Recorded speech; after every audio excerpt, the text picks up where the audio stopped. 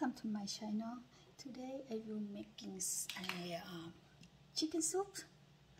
So my ingredient for the vegetable that I use is celery, onion, bell pepper, and potatoes, and chicken thigh. Okay. Put all the chicken, every time I cook chicken, all my meat, I always wash with salt, so to feel like make it fresh. Hold on, please.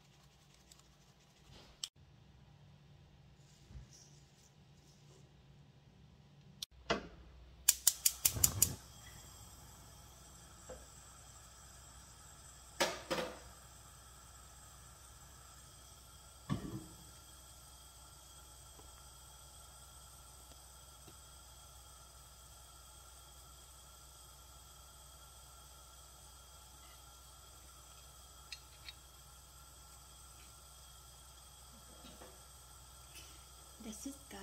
That's how you make a chicken soup.